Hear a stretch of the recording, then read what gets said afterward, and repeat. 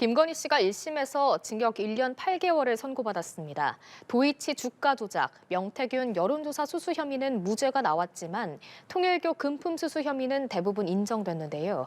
윤 전 대통령 부부는 동반 실형을 선고받은 헌정사상 첫 사례로 남게 됐습니다. 이동훈 기자입니다.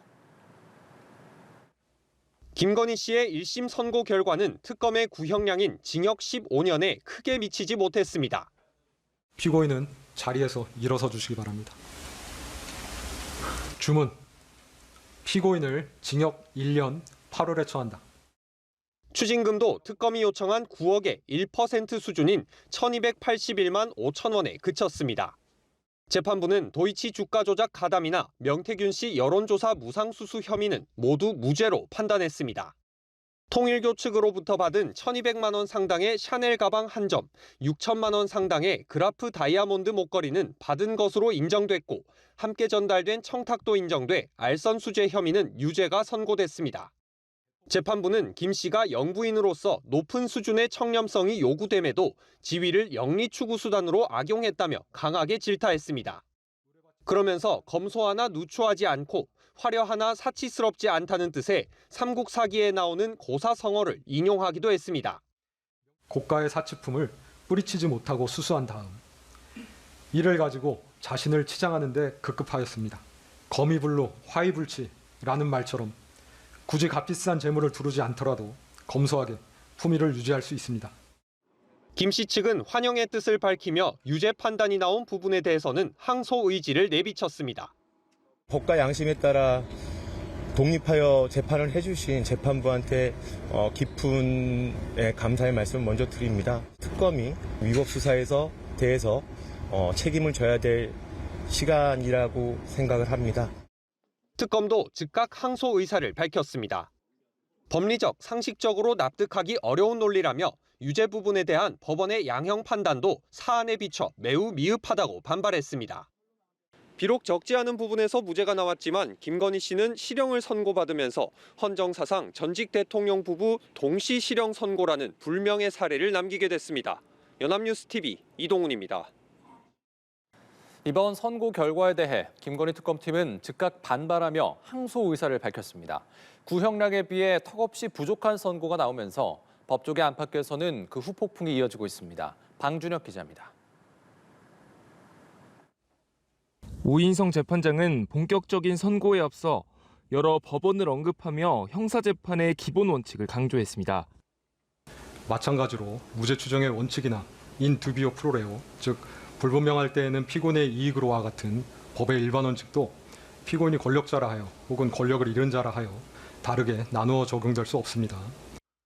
김건희 씨 혐의 상당 부분의 무죄를 선고한 이유를 미리 설명한 셈입니다.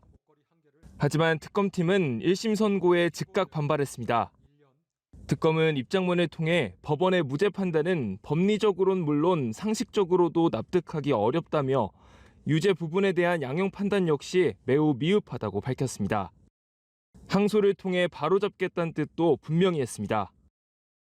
선고 이후 판결문도 받아보기 전에 항소를 예고한 건 이례적인 반발로 해석됩니다. 구형량의 반의 반에도 미치지 못한 선고 결과에 과거 수사팀에서도 반발의 목소리가 나왔습니다. 도이치모터스 주가 조작 의혹을 처음 수사했던 김태훈 대전고검장은 부당한 판결이라며 공개적으로 재판부 판단을 비판했습니다. 일각에선 특검 수사와 기소 자체에 대한 책임론도 제기됐습니다.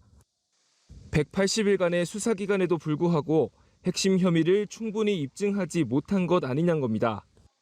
너무나도 큰 차이가 나게 선고 형량이 내려진 부분은 특검 입장에서도 비판을 좀 피하기 어려울 것 같습니다. 주가 조작의 미필적 고의로나마 인식하고 있었다라는 부분까지는 재판부에서도 인정한 이상 방조 혐의를 적용하지 않은 부분이 좀 뼈아프지 않나. 양측이 모두 항소를 예고한 만큼 항소심에선 법리 공방이 더욱 치열해질 전망입니다. 연합뉴스TV 방준혁입니다. 도이치모터스 주가 조작 사건을 수사했던 김태훈 대전고검장이 김건희 씨의 1심 판결에 부당하다는 입장을 냈습니다. 김 고검장은 어제 검찰 내부망을 통해 김 씨의 주가 조작 인식을 인정하고도 공동정범 혐의의 무죄를 선고한 판결은 기존 판결의 취지와 법리에 비춰 부당하다고 밝혔습니다. 앞서 김 고검장은 도이치모터스 주가 조작 공범들의 수사에 구속 기소한 바 있습니다. 김 고검장은 또 재판부가 관련 혐의의 공소시효가 도과했다는 판결에 대해서는 기존 판례 법리에 반한다고 덧붙였습니다. 법원은 3개 혐의 가운데 통일교 청탁 의혹 일부만 유죄로 인정하고 나머지는 모두 무죄 판단을 내렸습니다. 논란이 됐던 도이치 주가 조작의 경우 김 씨가 시세 조종 정황은 알았지만 공모를 단정하긴 어렵다고 봤는데요. 그 배경을 이채연 기자가 짚어봤습니다. 도이치모터스 사건의 핵심은 주가 조작을 알고 계좌를 빌려줬느냐, 더 나아가 공동정범으로 볼 수 있느냐였습니다. 재판부는 김 씨가 주가 조작을 인지했을 여지는 있지만 공동정범으로 단정할 수 없다고 결론냈습니다. 시세 조종 세력이 김 씨를 한 팀으로 보지 않았단 겁니다. 시세 조종 세력이 피고인을 공동정범으로 여기며 함께 범행을 수행하려는 의사가 있었다고 보이지 않습니다.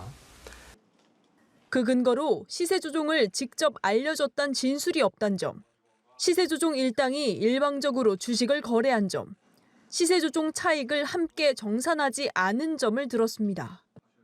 무상 여론조사 수수 혐의의 경우 여론조사를 제공한 명태균 씨가 자발적으로 배포한 거란 김 씨 측 주장에 손을 들어줬습니다. 여론조사 대가로 김영선 의원의 공천을 약속했다고 단정하기 어렵고 윤 전 대통령 부부가 재산상 이익을 취득했다고 볼 수 없다는 게 법원 판단입니다. 김영선에 대한 공천을 확언하였다면 명태균이 2021년 4월 2일경부터 5월 9일경까지 피고인 부부, 한모 씨 등 여러 사람들에게 지속적으로 연락하면서 김영선을 공천해 줄 것을 부탁하지는 아니하였을 것입니다. 재판부가 유일하게 유죄를 인정한 건 건진법사 전성배 씨를 통해 통일교로부터 교단 지원 청탁과 함께 샤넬백과 그라프 목걸이를 받은 혐의입니다. 김 씨 측은 구체적인 청탁이 없었다고 주장했지만 재판부는 금품 전달 당시에는 청탁이 없었어도 이미 사전에 논의가 됐다고 봤습니다.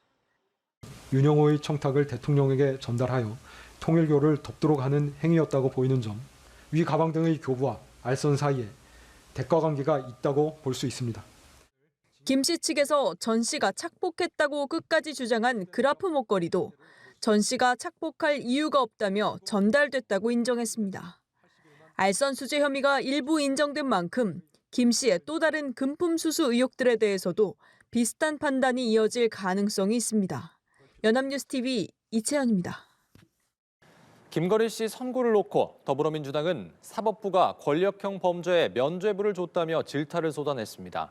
동시에 사법부가 기득권 카르텔을 보호하고 있다며 강도 높은 사법개혁이 필요하다고 강조했습니다. 윤솔 기자입니다. 더불어민주당은 특검이 징역 15년을 구형한 김건희 씨가 1심에서 징역 1년 8개월을 선고받자 해괴한 판결이라며 강하게 비판했습니다. 박수현 수석대변인은 헌정사상 처음으로 전직 대통령 부부가 나란히 법적 처벌을 받은 사례라면서도 재판 결과는 많은 아쉬움을 남겼다며 사법부를 직격했습니다. 드러난 사실과도 국민과도 법 상식과도 동떨어진 판결에 깊은 유감을 표합니다.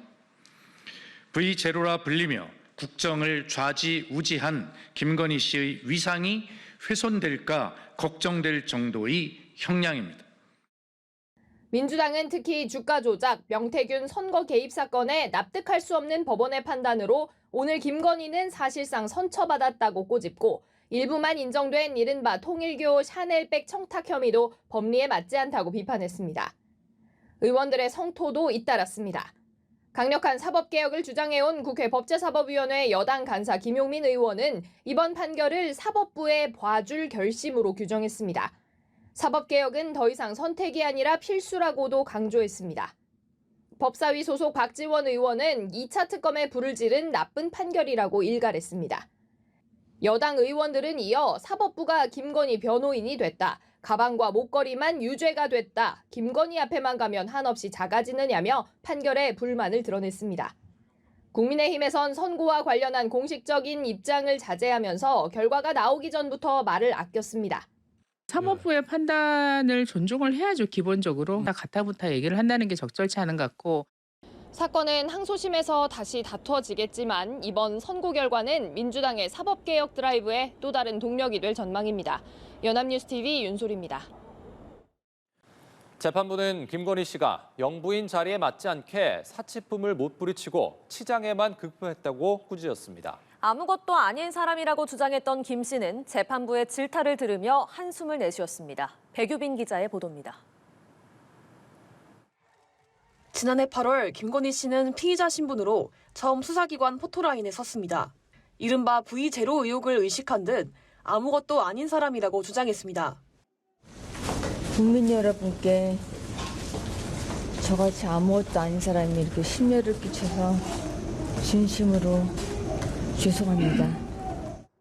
하지만 재판부는 김 씨가 영부인 자리를 이용해 영리를 추구했다며 V0 의혹을 일부 인정하고 단죄했습니다. 통일교로부터 청탁과 함께 금품을 받았다며 김 씨가 끝까지 받지 않았다고 주장한 그라프 목걸이도 받았다고 판단했습니다. 재판부는 김 씨가 우리 사회의 공정을 저해했다고 질타했습니다. 피고인은 자신의 지위를 영리 추구의 수단으로 오용하였습니다. 이러한 청탁과 결부되어 공여된 고가의 사치품을 뿌리치지 못하고 수수한 다음 이를 가지고 자신을 치장하는 데 급급하였습니다. 삼국사기 백제본기에 등장하는 거미불루 화이불치, 검소 하나 누추하지 않고 화려 하나 사치스럽지 않다는 뜻의 고사성어를 인용하며 영부인지위를 망각한 김 씨의 행위를 꾸짖었습니다. 표정 변화 없이 정면만 응시하던 김 씨는 재판부의 질타가 쏟아지자 크게 한숨을 내쉬기도 했습니다. 선고가 끝나자 재판부를 향해 고개 숙여 인사한 뒤 법정을 떠났습니다. 김 씨는 선고 직후 변호인단을 통해 국민께 거듭 송구하게 생각한다며 재판부의 엄중한 지적을 겸허히 받아들이고 그 무게를 가볍게 여기지 않겠다고 밝혔습니다. 연합뉴스TV 백유빈입니다.